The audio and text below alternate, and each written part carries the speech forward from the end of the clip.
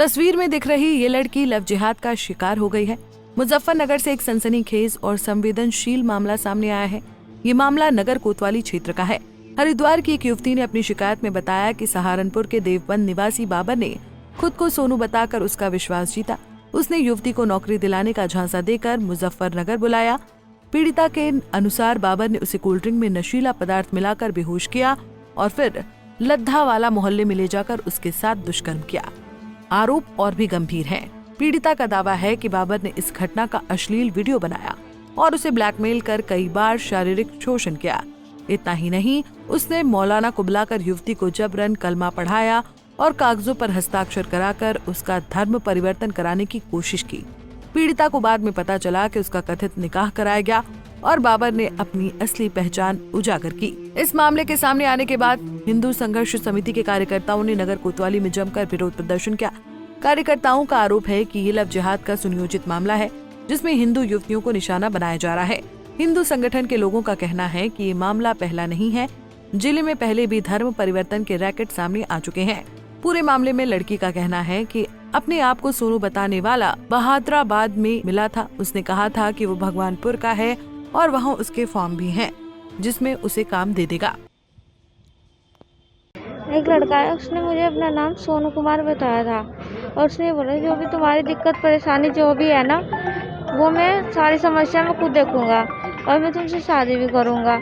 और उसने ये बोला था भगवानपुर में मेरा अपना कारोबार है, वहीं पे तुम उसे देखना, थोड़ा मेरी मदद करना, वहीं पे तुम काम करना।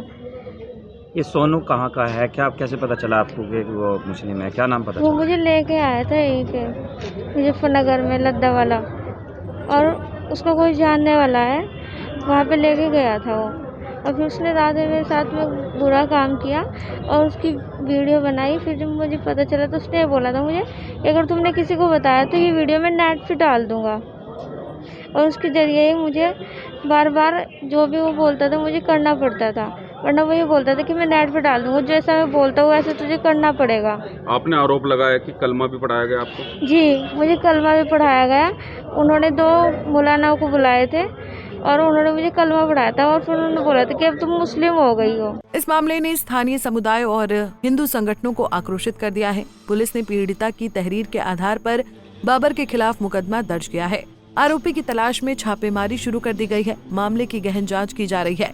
जिहाद की शिकायत की गई है, क्या है पूरा मामला? कल थाना कोतवाली नगर में बहादुराबाद हरिद्वार उत्तराखंड की रहने वाली एक महिला आकर यहाँ प्रार्थना पत्र दी कि गोपाली देवबंद का रहने वाला एक युवक जिसका नाम बाबर है, उसने अपना नाम परिवर्तन करके उस महिला से नज़दीकी की और उसके साथ रिलेशनशिप आया और उसे कुछ दिन पहले मुजफ्फरनगर में लाकर उसके साथ गलत काम किया तथा उससे धर्म परिवर्तन कराया।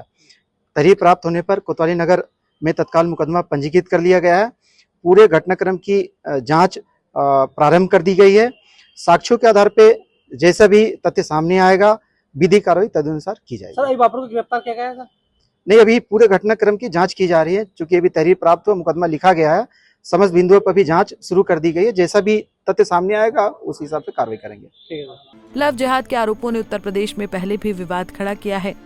वहीं इस घटना से स्थानीय लोग और हिंदू संगठन कार्यकर्ता सख्त कार्रवाई की मांग कर रहे हैं। हमारे हिंदू समाज में दलित परिवार की एक लड़की को एक विधर्मी जिहादी द्वारा उसका नाम बदलकर लव जिहाद के तहत उसे फंसाया गया। उसके बाद उसका धर्मांतरण कराया गया और उसे मुजफ्फरनगर के लद्दावाला क्षेत्र में लाकर कई बार उसके साथ बलात्कार किया गया। उसकी ऑडियो वीडियो बनाई गई और उसे ब्लैक मारकर उसका शोषण किया गया। और जब उसे असलियत पता चली तो उसे कई तरीके से उसकी प्रताड़ना की गई। वो हमारी बेटी हमारे संपर्क में आई तो हम उसे लेकर आज यहाँ थाना कोतवाली में आए हैं और जो थाना प्रभारी हैं एएसपी साहब, हमने उन्हें प्रार्थना पत्र दिया है और हम मांग करते हैं कि हमारी बेटी को न्याय मिले। और जो ऐसे मामलों में धार्मिक भावनाएं भड़कने का खतरा रहता है, जिससे सामाजिक सौहार्द प्रभावित हो सकता है।